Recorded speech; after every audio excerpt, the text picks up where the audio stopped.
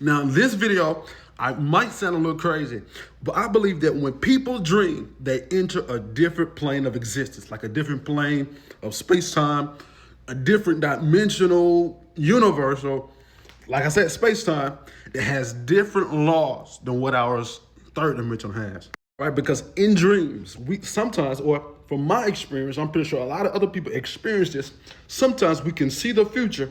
It sounds crazy. Just hear me out. Just hear me out. And sometimes you could even see the past in these dreams, right, that the Lord gives us. And sometimes in these dreams, we see details. I mean details about the future and the past. That's why some people are able to, God is able to show them the spirit world, and they can kind of see what God has for you or what the devil wants to do to you, right? Because we have to remember that God is beyond us. And even the spiritual world is beyond us, but yet it is close to us. Remember that when Adam sinned in the beginning, right, he lost that connection with God. In other words, the part where heaven and earth was unified in Adam on earth was now gone, right? But of course, Jesus came to restore that, that which was lost, right, between him and us. And so now, even then, even with Joseph, when Joseph was dreaming about the future and about Egypt and about his brothers and the other people that were in jail with him, he was able to see their lives in the spiritual or the fourth dimension.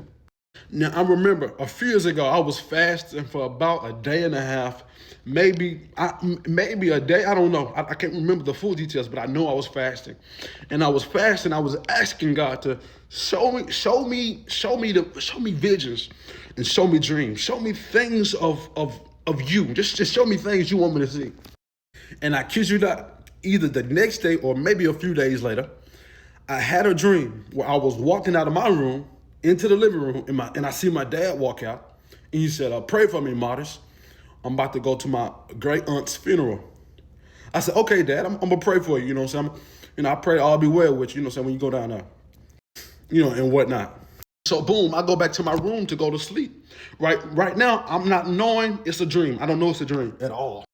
So then about a week later from that dream that is happening in the different realm, in a different space-time, right? A week later, my mom said, "Pray for your great aunt. She's in the hospital." And then I said, when my mom told me my great aunt was in the hospital, it sounded really bad when I'm gonna say it, but I said, I thought she was already gone. And my mom looked at me with a strange look. She said, "No."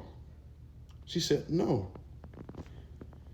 And so, a few days later, she, went on to be with the Lord, God rest her soul.